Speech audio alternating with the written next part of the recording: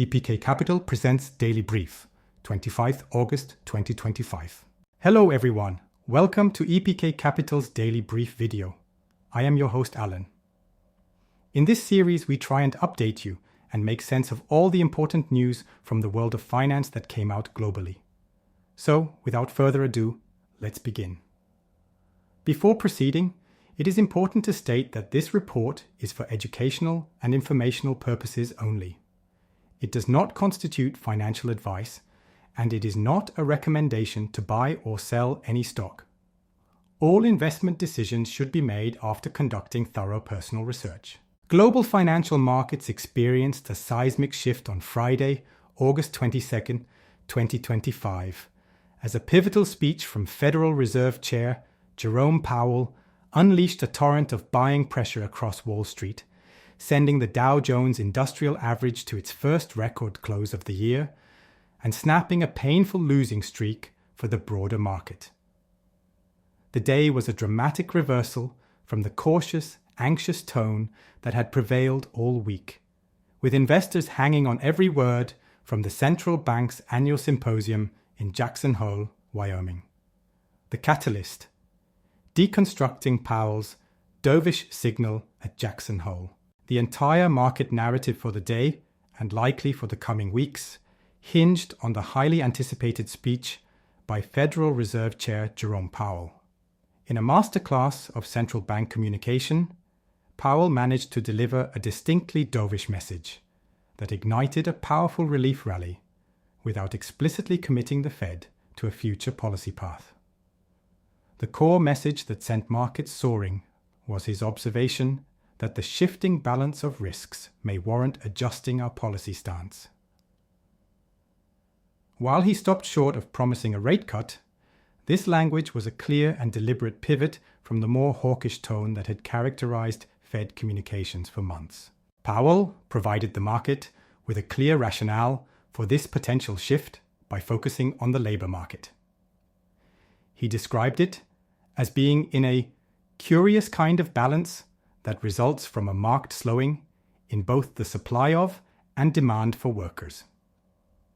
Crucially, he added that this unusual situation suggests that downside risks to employment are rising. This was a major dovish flag. It signaled a significant change in the Fed's focus from worrying about an overheating labor market that could fuel inflation to a growing concern about potential job losses and an economic slowdown. On the other side of the Fed's dual mandate, inflation, Powell acknowledged the upward price pressures from recently imposed trade tariffs. He noted that core personal consumption expenditures, PCE inflation, the Fed's preferred gauge, was running at 2.9%. However, he skillfully framed this as a likely one-time shift in the price level, rather than the beginning of a persistent inflation problem. This was a critical piece of guidance for investors, as it communicated that the Fed was willing to look through this temporary, policy-induced inflation spike and would not let it stand in the way of a potential rate cut. Powell summarized the central bank's dilemma by stating, "In the near term, risks to inflation are tilted to the upside, and risks to employment to the downside. A challenging situation." His subsequent emphasis on the rising risks to employment served as the market's green light to price in a more accommodative Fed. The market's interpretation was swift and decisive.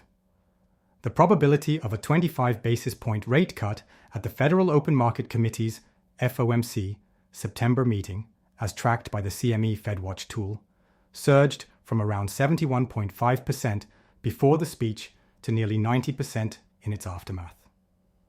Futures markets quickly moved to price in the strong likelihood of at least 2 rate cuts by the end of 2025. This speech was a deliberate exercise in what can be termed constructive ambiguity. The Federal Reserve's credibility rests on its commitment to being data-dependent, and explicitly promising a rate cut before the next round of inflation and employment reports would undermine that principle. Yet, the market was showing clear signs of stress. By framing the situation as a tension between its mandates and then heavily emphasizing the downside risks to employment, Powell gave a powerful directional hint. He provided the market with the justification it needed, the curious balance in the labor market, to anticipate a future dovish move. This verbal intervention achieved the desired effect of calming markets and loosening financial conditions without tying the Fed's hands, effectively doing the work of a future rate cut today. The macro backdrop, data that set the stage. The immense power of Powell's speech can only be fully understood in the context of the conflicting economic data that preceded it, which had created a state of high tension and uncertainty in the market.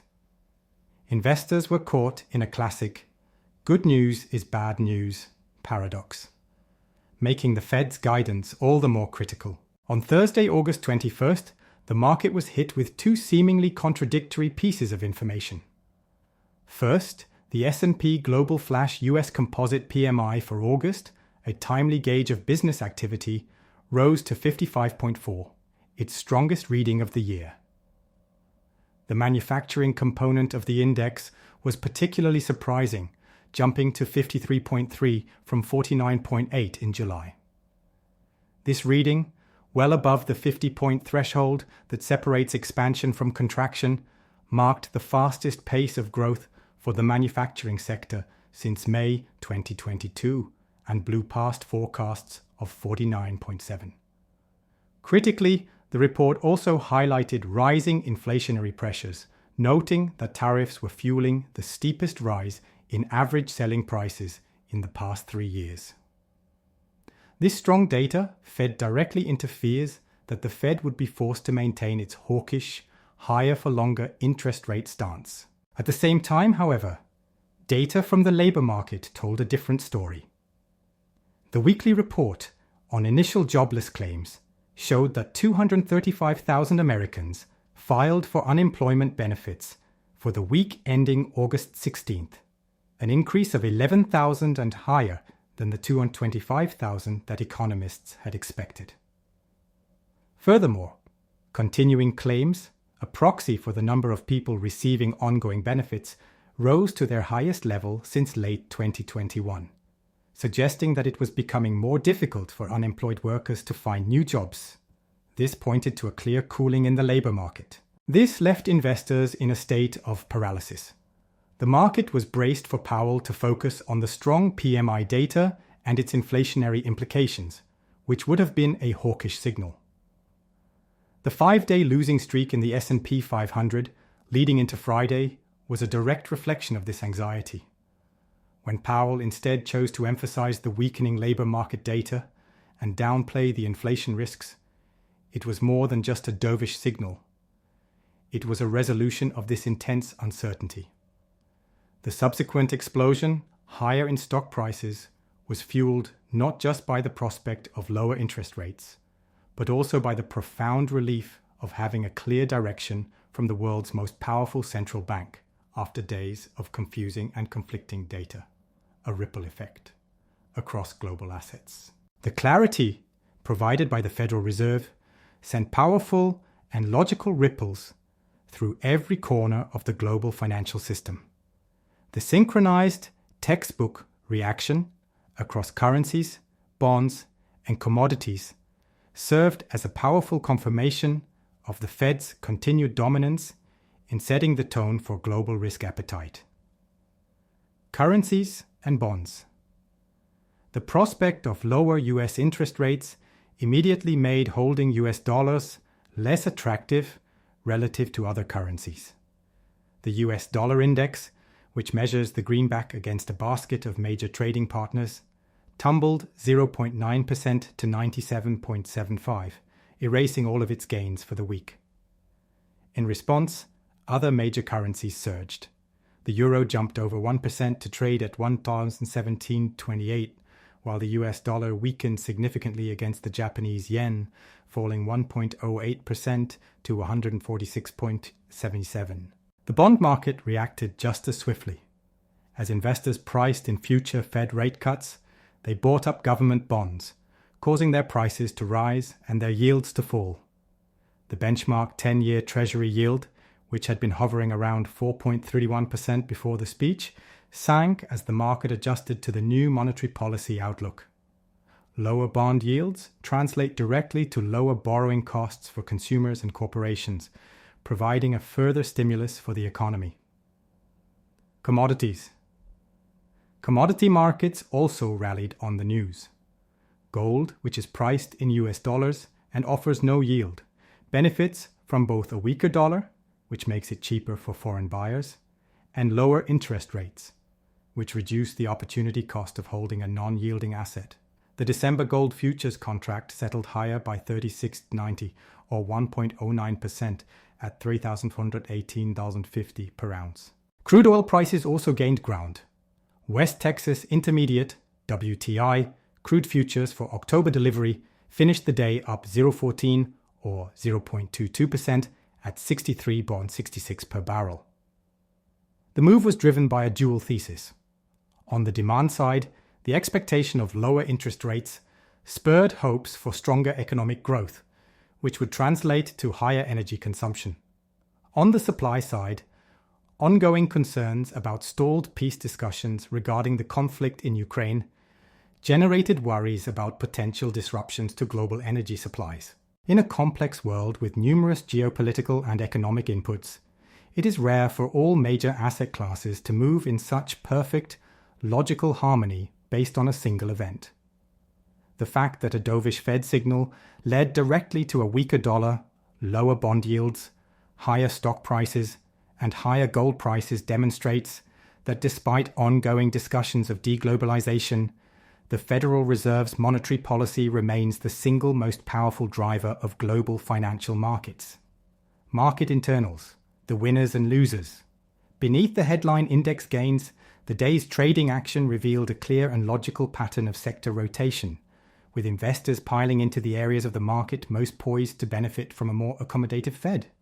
However, the powerful macro tailwind was not enough to save a handful of companies that disappointed with their individual corporate news. The winners. The rally was exceptionally broad, with all S&P 500 sectors finishing the day in positive territory.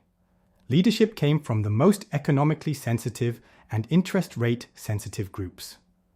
The consumer discretionary sector surged 2.9%, followed by energy, plus 2.1%, and materials, plus 2.0%. This leadership profile indicates a renewed belief in economic resilience, supercharged by the prospect of lower borrowing costs.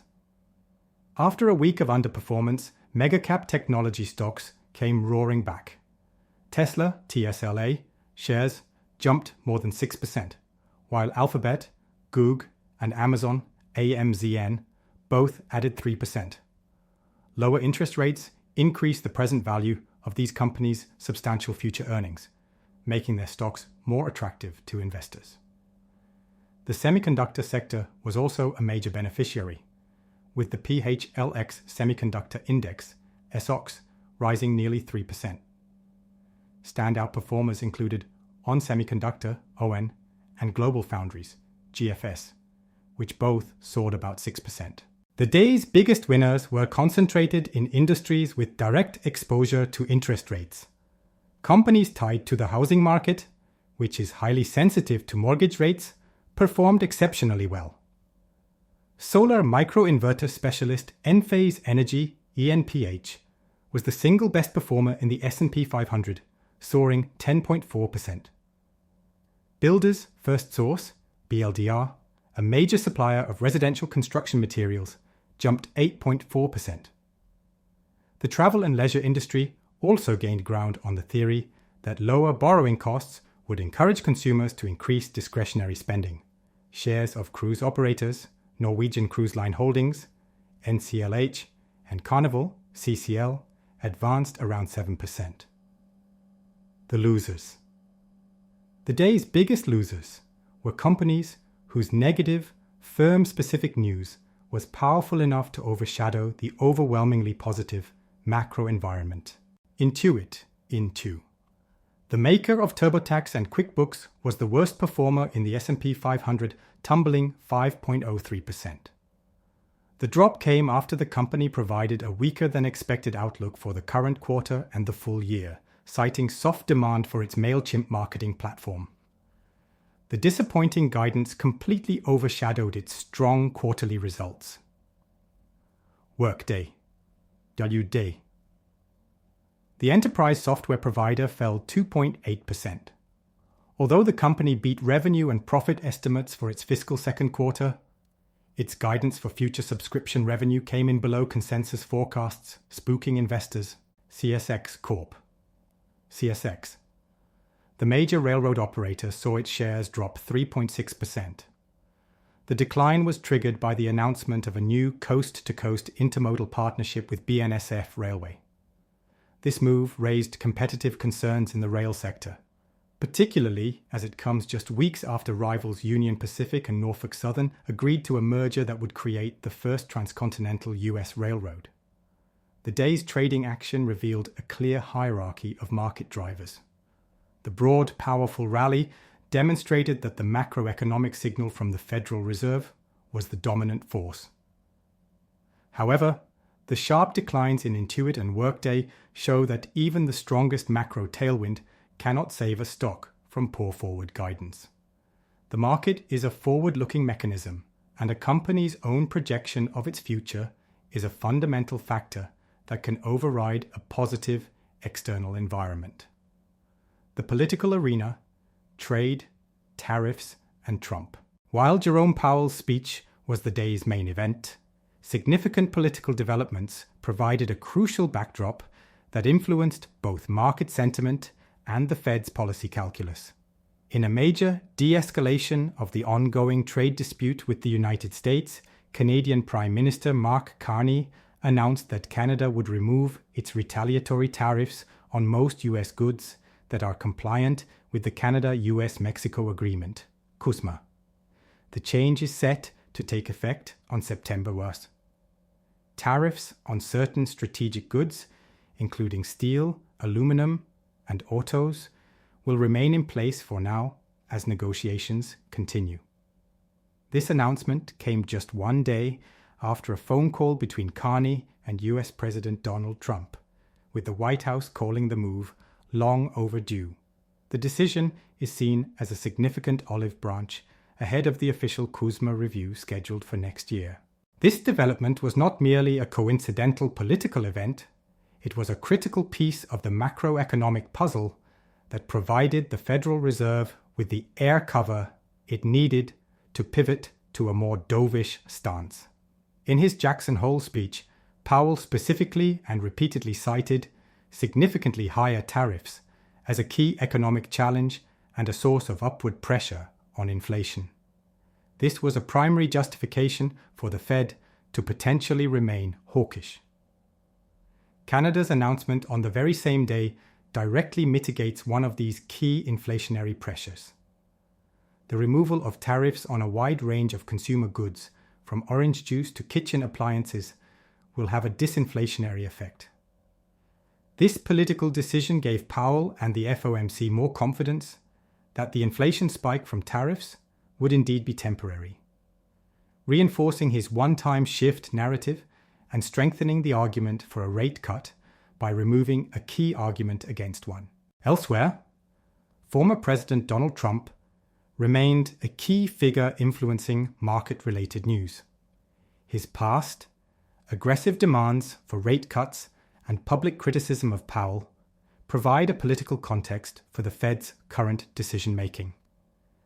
Additionally, a crypto project with links to Trump saw its stablecoin listed on a major exchange, highlighting his continued influence in financial circles. Other political headlines, such as an FBI raid on the home of John Bolton, Trump's former national security advisor, generated significant media attention but had little direct impact on market movements. The digital frontier, crypto's resurgence. The risk-on sentiment sparked by Jerome Powell's speech sent a tidal wave of capital into the digital asset space, but the rally was amplified by a series of monumental, industry-shaping news events that signaled the cryptocurrency sector's growing maturity and integration with the global financial system. The entire crypto market soared on the dovish Fed signal. Bitcoin, the industry's bellwether, jumped over $6,000 from its intraday lows to end the session near $117,000. Ethereum saw an even more dramatic leap, surging 12% to nearly $4,150. Other digital assets, known as altcoins, followed suit, with Solana, SOL, rising 8.4%, and Dogecoin, DOG, jumping 9.4%. This enthusiasm spilled over into the equity market, where crypto-related stocks like exchange operator Coinbase, Coin, and major Bitcoin holder MicroStrategy, MSTR, each climbed more than 6%. Beyond the price action, three fundamental developments underscored a landmark day for the industry. 1. Japan's landmark stablecoin approval. Reports confirmed that Japan's Financial Services Agency is preparing to approve JPYC as the country's first yen-pegged stablecoin, with a potential launch as early as this autumn. This is a groundbreaking move for one of the world's largest economies. It establishes a clear regulatory framework for stablecoins in Japan and introduces a regulated, yen-denominated stable asset to the global crypto ecosystem, a major step toward mainstream adoption. 2.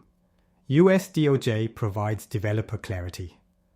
The US Department of Justice provided long-awaited clarity on its stance toward prosecuting software developers.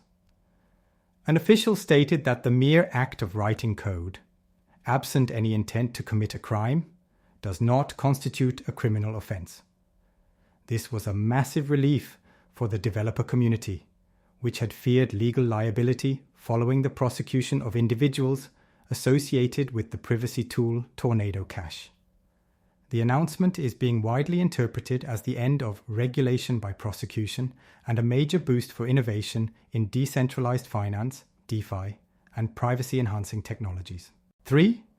Politically linked stablecoin gets major.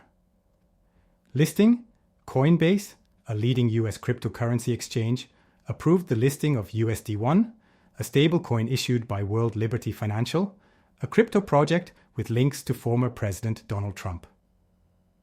The move adds another regulated stablecoin option for US users and highlights the increasing intersection of American politics and the digital asset industry. The confluence of these events marks a significant maturation point for the cryptocurrency asset class. For years, crypto has often traded based on its own internal narratives. The powerful, direct correlation with Powell's speech demonstrates that crypto is now fully integrated into the global macro landscape and is viewed by institutional investors as a high beta risk asset. Simultaneously, the positive news out of Japan and the US DOJ represents a major shift from regulatory hostility toward regulatory clarity. This was not just a number go up day for crypto. It was a day where its legitimacy as a macro-sensitive asset class was confirmed, while its fundamental, long-term viability was simultaneously strengthened by positive regulatory and adoption news from two of the world's most important jurisdictions. Conclusion: what happens next? Friday, August 22nd, 2025, will be remembered as the day of the Powell pivot. A market that was on edge, burdened by conflicting data and a 5-day losing streak, was completely re-energized by a dovish turn from the Federal Reserve. This single event unleashed a powerful, broad-based rally that sent the Dow to a new record, breathed new life into the tech and small-cap sectors, and reverberated across every major global asset class, from currencies and bonds to commodities and crypto. With the market now operating under the assumption of a more accommodative Fed, attention will shift immediately to the next crucial data points that will either confirm or deny this new path. The key release to watch will be the PCE inflation report for the month of July, which is the Fed's preferred inflation gauge. That data is scheduled for release on Friday, August 29th. This sets up a critical test for the market's newfound optimism. Will the PCE data show inflation remaining sticky, complicating the Fed's ability to cut rates in September? Or will it show a continued cooling trend, giving the central bank the definitive green light it needs to begin an easing cycle?